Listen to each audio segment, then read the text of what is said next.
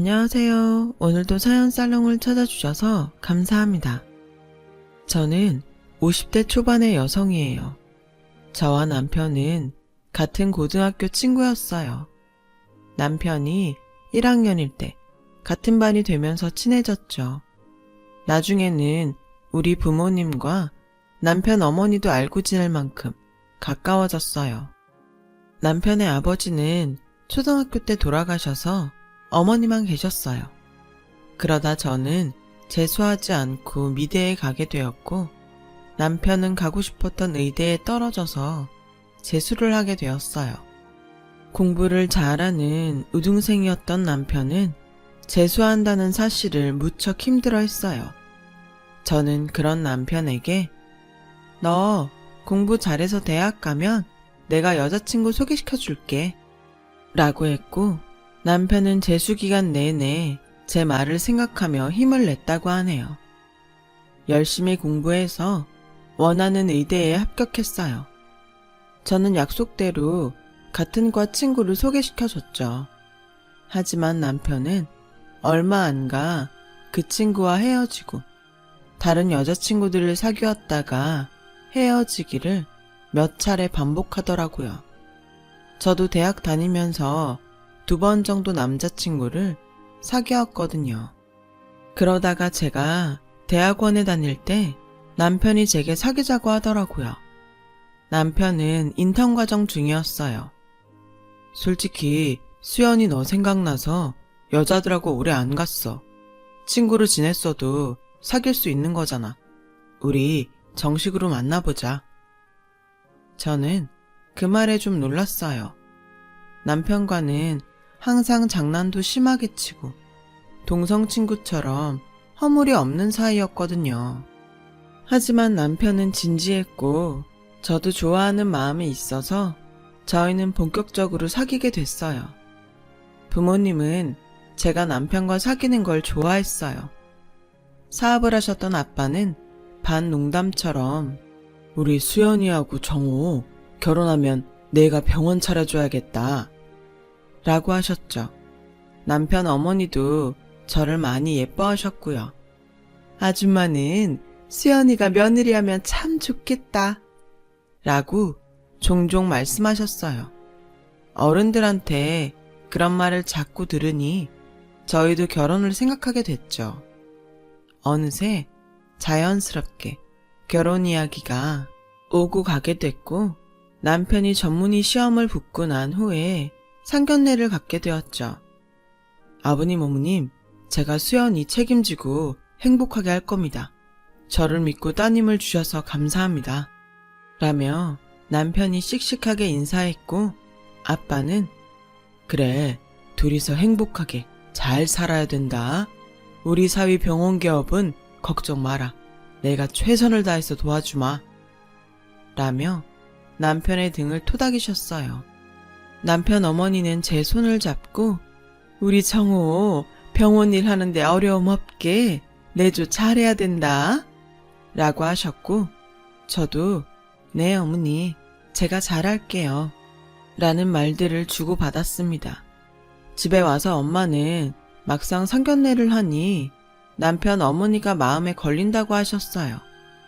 어째 어른이 돼서 두 사람 잘 살아라, 서로 아껴줘라 그러는 게 아니고 내 딸한테만 내조 잘하라고 콕 집어 말하는 게 영 불편하네 라고 하자 아빠는 둘이 어릴 때부터 많이 봤으니까 그랬겠지. 너무 깊이 생각하지 말라고. 맞아 엄마. 정호 어머니 원래 나 이뻐하셨잖아. 너무 걱정하지 마. 라며 엄마를 안심시켰어요. 그래도 우리 딸 양쪽 부모 있는 집에 가서 시아버지 사랑 듬뿍 받았으면 했는데 난 솔직히 정호 하나 보고 너 보내는 거야. 알겠어? 그러니까 그 녀석이 잘못하면 바로 엄마한테 말해. 말은 그러셨지만 예단이나 가구 같은 걸로 남편 집 마음이 상하지 않게 신경 썼어요. 그렇게 저희는 결혼을 했고 얼마 안 돼 아빠 도움으로 남편은 좋은 위치에 성형외과를 개업하게 됐어요. 축하하네. 앞으로 열심히 해서 환자 많아지는 일만 남았어. 이게 다 아버님 덕분입니다. 열심히 하겠습니다. 라며 꾸벅 인사를 하더라고요. 시어머니도 저한테 잘해주셨고요. 저희는 흔히 말하는 고부간의 갈등이나 양쪽 집안 문제 없이 잘 살았죠. 시어머니가 너무 명품도 좋아하시고 사치를 좀 하는 편이어서 엄마가 좀 불편해 하셨어요. 저희 집은 저도 그렇고 엄마도 그런 걸 별로 안 좋아했거든요. 그렇다고 크게 문제될 정도는 아니었어요. 엄마는 시어머니 성격이 그러려니 하며 명품 쇼핑이나 해외여행 얘기만 하는 시어머니를 잘 받아주셨죠. 한 번은 저까지 셋이서 밖에서 식사를 하는데 시어머니가 친구들과 유럽 여행을 가겠다고 하시더라고요. 그런데 그 비용이 저희가 생각했던 것보다 훨씬 많이 드는 거였어요. 생각보다 돈이 많이 드네요. 그거 여행사에 잘 알아본 거 맞아요? 좀 더 알아보면 그만큼 안 들이고도 갈 수 있을 것 같은데 요즘 경기가 좋은 편도 아니고 병원들도 어려운데 많이 생긴다는데 앞날을 위해서 돈을 모으는 게 좋지 않겠어요? 지금 제가 돈을 함부로 쓴다는 거예요? 저도 다 알아보고 결정한 거죠. 그런 것도 안 했을까 봐요. 수연이 엄마는 가끔 보면 걱정이 너무 많은 것 같아요. 우리 집 사정에 너무 이래라 저래라 하지 않았으면 좋겠네요. 제가 제 아들이 번 돈 쓴다는데 간섭이 지나치네요. 라며 불쾌해하셨고 엄마는 그렇게 들렸으면 미안해요. 저는 좋은 뜻에서 한 말이었으니까 너무 마음 쓰지 마세요. 라며 시어머니를 달랬어요. 저는 중간에서 두 분이 싸우기라도 하면 어쩌나 했지만 다행히 그 자리는 잘 마무리되었고 두 분도 웃으면서 헤어졌어요. 하지만 그날 이후로 그렇게 식사를 하거나 같이 모이는 자리는 더 이상 없었죠. 엄마는 시어머니와 성격이 너무 달라서 자주 안 만나는 게 좋겠다고 하셨어요. 원래 사돈지간에는 너무 가깝게 지내는 거 아니랬다. 그동안 우리가 너무 자주 만난 것 같아 거리를 좀 두는 게 너한테도 더 나을 것 같다. 라고 하셨지만 시어머니의 씀씀이는 여전히 못마땅하신 것 같았어요. 엄마, 어머니도 저축 많이 하시고 물건 살 때도 생각보다 꼼꼼하게 골라. 그렇게 걱정하지 않아도 괜찮아. 라고 했지만 엄마는 됐어. 네가 그러지 않아도 돼. 내가 안 사돈 성격 모르는 것도 아니고 나도 딸 앞에서 이러는 거 아니지. 앞으로 더는 말 안 할게. 라고 하셨어요.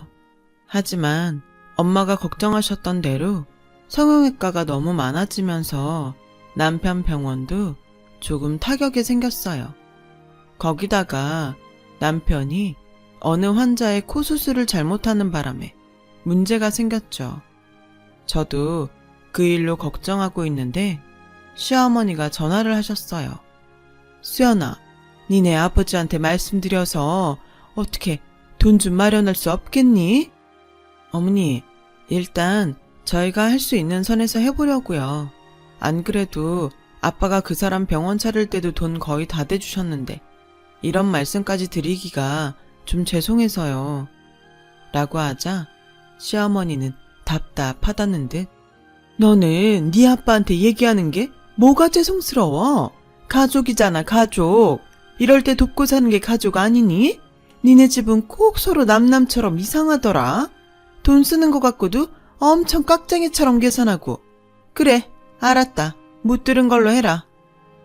라며 전화를 끊으셨어요. 그래도 저는 부모님께 말씀드리기보다는 저희가 해결하는 게 맞다고 생각했죠. 하지만 병원에서 수술을 잘못했다는 소문이 자꾸 퍼졌어요. 환자가 줄어들자 저는 아빠한테 말씀드릴 수밖에 없었습니다. 사람이 실수할 수도 있지. 근데 이건 사람 생명하고 직결된 거 아니냐? 그러니 이번 일을 교훈 삼아서 앞으로 더 신중했으면 좋겠다.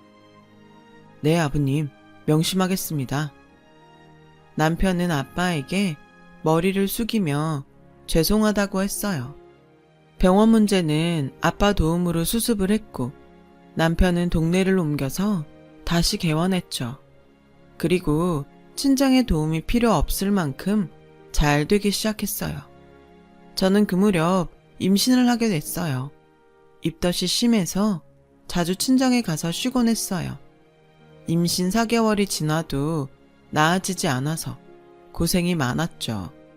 그날도 제가 친정에서 쉬고 있는데 데리러 오기로 한 남편이 오지 않더라고요. 병원에 연락을 해보니 수술이 밀려서 늦어지고 있다는 거였어요. 그래서 혼자 집에 가려고 했더니 아빠가 데려다 주겠다고 하셨어요. 괜찮아. 내가 애도 아니고 집에도 혼자 못 갈까봐 걱정 말고 쉬세요. 아빠도 이제 막 들어왔잖아요. 네가 지금 몸이 정상이 아니잖아. 가다가 무슨 일이라도 생기면 어떡하려고 그래. 그래, 아빠 말 들어. 엄마도 같이 갈게. 라며 두 분 다 저를 데려다 주겠다고 나섰어요. 그렇게 아빠가 운전하는 차를 타고 집으로 오는 길이었죠. 그날은 정말 다시 생각하기도 싫을 만큼 끔찍했어요. 강변을 타고 가던 저희 차는 중앙선을 넘어오던 트럭과 충돌했고 저는 그 자리에서 정신을 잃었어요. 나중에 온몸이 아파서 깨어나는데 주변이 웅성웅성하더군요. 거기는 병원 응급실이었고 간호사는 제게 연락할 곳이 없냐고 물었어요. 저는 제 남편 번호만 말하고 다시 정신을 잃었죠. 그리고 다시 병실에서 깼을 때 제 옆에는 엄마도 아빠도 없었어요. 두 분은 그날 사고로 돌아가셨고 저도 아이를 잃게 됐어요. 남편은 제 손을 잡고 미안하다는 말만 반복했죠. 하지만 남편이 그런 일이 생길 줄 안 것도 아니었고 누구의 잘못이라고도 할 수 없었어요. 저는 골반과 다리의 부상 때문에 제대로 서 있을 수도 없었어요. 겨우 의사의 허락을 받고 휠체어를 타고 장례식을 치르면서 그저 엉엉 울기만 했죠. 졸지에 혼자가 된 저는 재활치료로 고통스러운 날들을 보냈어요. 다리와 골반도 너무 아팠지만 부모님이 안 계신 게 더 힘들었어요. 시어머니는 워낙 활동이 많은 분이라 연락이 안 될 때도 많았고 남편도 병원이 많이 바빠져서 저를 제대로 돌볼 수 없었어요. 매일 저는 그날 부모님을 말리지 않은 걸 후회했어요. 그렇게 재활을 하며 힘든 시간을 보내고 있는데 남편이 조금씩 변하기 시작하더군요. 제가 지팡이를 짚고 거실로 나오기만 해도 인상을 쓰며 고개를 돌렸고 매일 늦게 들어왔어요. 맨날 아프다고 끙끙거리기만 하는데 누가 집에 있고 싶겠어? 라며 휴일에도 골프 가방을 메고 나가 하루 종일 연락이 안 되더라고요. 시어머니는 시어머니대로 저한테 불만이 많으셨어요. 맨날 친정 못 가서 그렇게 한달을 하더니 결국 이런 사단이 난 거 아니냐. 그 바람에 내 손주까지 잃고 죽은 사람한테 할 말은 아니지만 니네 엄마 나한테는 입 바른 소리도 잘하더니 딸내미 단속은 안 되셨나 보다. 어머니, 그런 말씀이 어딨어요. 너무하세요. 저희 엄마 그 사람이 오지 않아서 저 데려다 주시다가 돌아가셨어요. 그리고 제가 무슨 나쁜 짓이라도 했나요? 단속이라뇨. 네 말이 좀 이상하구나. 너 그럼 이게 다 우리 정호 때문에 생긴 일이라는 거냐? 애초에 네가 임신했다고 유세 떨면서 친정만 들락거리지 않았어도 이런 일은 안 생겼을 텐데 우리 아들 탓을 해? 이런 못된 걸 봤나? 내가 그동안 참고 말은 안 했는데 니네 식구는 꼭 남 탓을 하더구나. 돈 좀 있다고 가정교육도 제대로 안 시킨 건지 원. 하면서 막 저한테 퍼부었어요. 그동안 저런 말들 못하고 어떻게 살았나 싶을 정도였죠. 부모님이 안 계시니 저는 시댁에서 환영받지 못하는 존재가 됐어요. 한 번은 시어머니가 손님들을 초대했다며 집에 와서 일을 좀 하라고 하시더군요. 그래서 목발을 짚고 절뚝거리면서 가서 부엌 일을 좀 도왔더니 저한테 창피하니까 방에서 나오지 말라는 거였어요. 밖에는 남편도 있었는데 그 사람은 저를 신경도 쓰지 않더군요. 저는 손님들이 있을 동안 몇 시간이나 작은 방에 갇혀서 화장실도 못 갔고 모임이 다 끝난 다음에는 뒷정리까지 도왔어요. 그러면서 문득 이게 뭐 하는 짓이지? 하는 생각이 들더라고요. 그날 이혼을 결심했어요. 그때 남편은 아예 시댁에 눌러 살 때여서 병원으로 이혼 서류를 보냈죠. 그 얘기를 들은 시어머니는 기다렸다는 듯이 그래, 너도 고민이 많았겠지만 이게 모두를 위해서 좋을 것 같다. 사람이 서로 짐이 되면 안 되는 거 아니겠니? 그리고 이혼 얘기는 네가 먼저 꺼낸 거니까 위자료 받을 생각은 하지 마라. 라며 못을 박더군요. 남편은 꼭 자기 일이 아닌 것처럼 연락을 해도 엄마가 다 알아서 하기로 했으니까 엄마랑 얘기해. 라며 빨리 끊기 바빴어요. 그땐 정말 너무 서러워서 부모님 사진을 놓고 매일 펑펑 울었어요. 그러다가 한 번은 새벽에 깜빡 잠이 들었는데 거실에서 남편 목소리가 들리더군요. 누군가와 통화하는 소리였어요. 이제 병원도 잘 되고 돈 걱정할 일도 없는데 내가 왜 구질구질하게 장애인한테 목매고 있냐? 그래도 먼저 이혼하자는 말 안 할까봐 조마조마했는데 진짜 잘 됐지. 난 이혼하면 새장가 갈 거다. 저는 너무 충격을 받았어요. 결국 저와의 결혼은 다 계산된 거였으니까요. 어릴 때부터 친한 친구로 지냈던 저를 돈으로만 봤던 거죠. 저런 사람이었던 걸 못 알아본 제가 정말이지 너무 바보 같았어요. 남편은 다른 방에서 자고 아침에 자기 옷가지를 챙겨 나가더군요. 저는 한시도 같은 공간에 있고 싶지 않아 짐을 챙겨서 나왔어요. 친구는 저보고 다 소송 걸어서 병원에 들어간 돈도 다 받아내라고 했지만 뭘 어디서부터 해야 될지 몰랐어요. 그저 제 몸 추스르기에도 정신이 없었으니까요. 그렇게 저와 남편은 합의 이혼을 하게 됐어요. 완전히 혼자가 된 저는 그냥 붕 뜬 느낌이었어요. 게다가 재활도 끝난 게 아니라서 몸이 많이 불편했죠. 그런 제게 친구는 일러스트를 배워보는 게 어떠냐고 하더군요. 네가 유아 전공을 했지만 프로그램 툴 사용법은 금방 배울 거야. 안 그래도 결혼하고 그림에 손 놓은 것 같아서 안타까웠는데 한번 해봐. 친구의 격려에 일러스트를 배우기 시작했어요. 일러스트 공부도 진도가 빨랐어요. 처음에만 좀 어려웠지 방법을 익히고 나니 금방 할 수 있더군요. 저는 그림 그리는 데만 몰두했고 그런 저를 눈여겨본 학원 강사님이 일자리를 소개시켜 주셨어요. 그렇게 책에 들어가는 사파를 작업하는 일을 시작으로 여러 일들을 하게 되었고 블로그에도 제 작품을 올렸어요. 그러면서 제 작업을 좋아하는 사람들도 많아졌죠.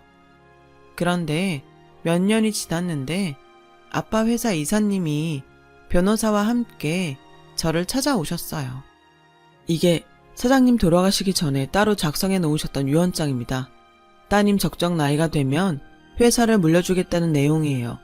갑자기 돌아가신 관계로 수정사항은 없습니다. 저는 너무 놀랐습니다. 아빠가 돌아가시고 회사가 정말 어지러웠다고 해요. 저는 잘 몰랐지만 회사의 주인이 없는 사이 정말 많은 일들이 있었다고 합니다. 아빠와 막역한 사이셨던 이사님께서 그걸 지켜내신 거고요. 저에게 오시기까지 시간이 걸리셨다고요. 이사님은 자식이 없으셨어요. 그래서 저를 더 잘 챙겨주셨던 분이셨죠. 제가 어렸을 땐 자주 뵀었고 다 커서는 자주 뵙지 못했지만요. 아빠가 돌아가시고서 회사 일에 참여하게 되니 울컥하더라고요. 저는 회사 경영에 대해 몰랐기 때문에 이사님과 의논해서 전문 경영인이 회사를 운영하는 데 합의를 했어요. 이사님께서 회사를 지켜주셨으니 앞으로도 잘 부탁드립니다. 감사합니다. 저는 그날 제 친구에게 크게 한턱 냈어요. 네 덕분에 내가 이제까지 잘 버틴 것 같아. 정말 고마워. 다 네가 잘하니까 그런 거지. 아무튼 나도 뿌듯하다. 그 무렵 저는 지팡이 없이 걸을 수 있게 되었어요. 아직 오래 걷지는 못했지만 정상적으로 설 수 있다는 게 너무나 기뻤죠. 그래도 물리치료는 꾸준히 받으러 다녔어요.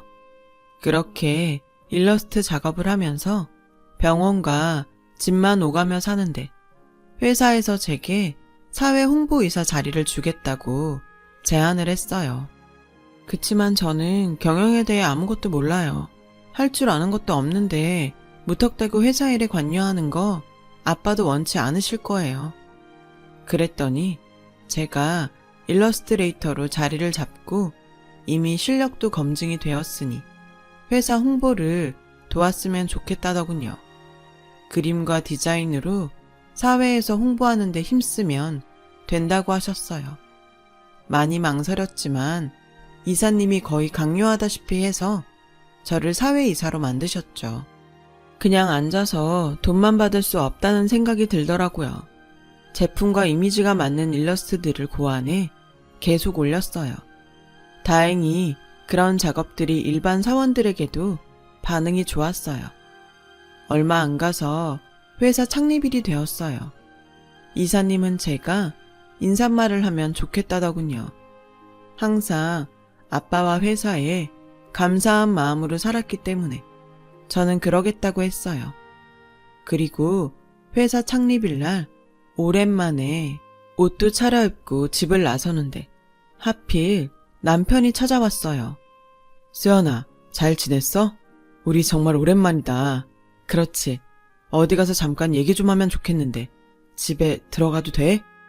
아무 일도 없었던 것처럼 오랜만에 만나는 친구 대하듯 하는데 정말 너무 뻔뻔하더군요. 나 지금 가봐야 돼. 그리고 할 얘기 없으니까 다신 찾아오지 마. 그래? 어디 가는데 내가 그 앞에서 기다릴게. 저는 몰라도 된다고 하고 택시를 탔어요. 그랬더니 이 사람도 택시를 타고 저를 뒤쫓아온 거예요. 회사 앞에서 내리자 남편은 뒤에 온 택시에서 따라 내리며 들어와서 제 팔을 잡더군요. 수연아, 잠깐만 얘기하자니까, 응? 저는 팔을 거칠게 뿌리쳤어요. 할 말 없다는데 왜 이래? 우리가 그럴 사이는 아니잖아. 이번에 우리 병원 확장 개원하는데 좀 보태주라. 아버님이 해주신 병원인데 네가 투자하면 너도 보람있고 좋잖아. 진짜 인간 말종이네. 나한테 그런 말이 나와? 아버님? 네가 감히 우리 아빠를 아버님이라고 불러? 나 다시는 너한테 안 넘어가. 투자? 웃기지 마. 너 같은 사기꾼한테 무슨 투자를 해? 사기꾼이라니 말이 너무 심한 거 아니야? 솔직히 아버님 어머님 그렇게 사고로 돌아가신 게 누구 책임인데 그래? 저는 그 말에 그만 핸드백으로 남편 머리를 내리쳤어요. 야, 이 자식아. 그래도 살아온 게 있어서 좀 참고 있었더니 뭐? 너 따위가 어디서 사고 얘기를 꺼내? 네가 사기꾼이 아니라고? 애초에 친구였던 나한테 우리 집 돈만 보고 접근한 것도 너고 병원 잘 되고 사고로 몸 좀 불편해지니까 별 볼 일 없다고 니네 엄마랑 작당해서 괴롭히고 집 나가게 만든 것도 너잖아. 병원도 다 네가 차지하고 입 싹 닦았는데 그게 사기가 아니라고? 여기요, 경비원 선생님, 이 쓰레기 좀 치워주세요. 회사 안으로 한 발짝도 못 들어오게 하세요. 라고 하자 경비원과 직원들이 와서 남편을 끌어냈어요. 야, 수연아, 내가 미안했어. 그러니까 우리 대화로 풀자, 응? 어디다 대고 야래. 한 번만 더 부르면 가만 안 둬. 그제야 남편은 입을 다물고 사람들을 뿌리치고 자기 발로 가더군요. 저는 그날 사람들 앞에서 아빠를 추모하는 인사말을 하며 속으로 많이 울었어요. 하필이면 이런 날 그놈이 와서 내 기분을 망친 게 너무 속상했죠. 일주일쯤 지나서 점심을 먹고 회사 근처 카페에서 간단한 회의를 할 때였어요. 제가 올린 일러스트 중 반응이 좋은 걸 정식 홍보용으로 쓰기 위해서 회사 직원들과 같이 모였죠. 그런데 뒤에서 누가 제 어깨를 툭툭 치더군요. 시어머니였어요. 회사에 전화했더니 여기 있다길래 어찌나 안 가르쳐 주려고 하는지 정말 애먹었다. 라며 상냥하게 웃는데 정말 구역질이 날 것 같았어요. 제가 있는 데를 그쪽이 왜 알아야 하고 왜 찾아오는데요? 저는 볼 일 없습니다. 그래도 내가 시어머니인데 말은 좀 가려서 하는 게 좋지 않니? 정호 병원 일 때문에 의논 좀 하려고 하는데 너무 안 만나주는구나. 시어머니? 나 창피하다며. 창피하다고 손님들 갈 때까지 방 안에 가두는 게 시어머니야? 부모님 돌아가시고 지 아들 병원 잘 되니까 인생에 짐 되지 말라며 빨리 헤어지라고 해놓고 이제 와서 무슨 대접을 받겠다고 그래? 할머니, 당신 아들 병원 일을 왜 나한테 의논해요? 당장 나가세요. 라고 하자 직원들이 시어머니를 보며 수근댔어요. 시어머니는 그런데도 물러나지 않고 우리 정호 병원 좀 돌아가게 도와줘. 돈도 보태주고 좀 해줄 수 있잖아. 그러자 거기 있던 팀장이 일어나서 듣자 하니까 너무하시네요. 이제 이혼해서 상관도 없는데 이러시는 거 아니죠. 저희 회의하는데 방해하지 말고 나가주세요. 라고 하자 시어머니는 발끈하며 지금 누구한테 큰 소리야? 내가 누군 줄 알고. 나 땡땡 성형외과 원장 엄마야. 그러자 직원 한 명이 아, 이번에 그 의료사고 나서 난리 났다던 그 병원? 라고 했고 사람들이 전부 수근대며 시어머니를 쳐다봤어요. 그제야 시어머니는 저를 붙잡고 우리 정호 한 번만 도와줘. 응? 예전에도 잘했잖아. 저한테 이러지 마시죠. 한 번만 더 어떤 소리라도 꺼냈다가는 길에 나앉게 해줄 테니까. 여차했다가는 그 병원까지 다 토해내야 하는 수가 있어요. 내가 지금 못해서 안 하고 있는 줄 알아요? 그거마저 뺏기고 싶으면 해보시던가. 시어머니는 결국 돌아갈 수밖에 없었어요. 알고 보니 최근에 대리의사를 써서 수술한 게 사고가 나서 병원 환자가 뚝 떨어지고 소송에 들어갔다는 거였어요. 그 소송 비용을 좀 얻어보려 한 거였죠. 전 남편은 재혼했던 여자와도 파혼하고 지금은 의사 생활도 못하게 되어서 시어머니와 지방 어디에 가서 같이 작은 가게를 하고 있다나 봐요. 그 뒤로 가끔 저를 찾아왔지만 법원에 접근 금지 명령을 받았어요. 그래서 더는 보지 않고 살고 있어요. 이제는 그 사람들과 엮이지 않고 편하게 살고 싶네요. 많지 않은 나이에 돈 때문에 사람들과 좋지 않은 일들을 겪고 나니 돈이라는 것에 대해 많은 생각을 하게 됩니다. 아빠와 엄마의 그늘 아래 그냥 잘 살아왔다는 생각도 들고요. 앞으로는 더 정신 바짝 차리고 살아보려고 합니다. 쓰다 보니 오늘따라 부모님이 더 보고 싶어지네요. 서두 없이 써내려간 글 들어주신 분들 정말 감사드려요. 모두 행복하시고 건강하시길 빌게요. 여러분, 사연 댓글에 응원과 현명한 조언 부탁드려요. 좋아요와 구독은 저에게 큰 힘이 됩니다. 오늘도 좋은 일 가득하세요.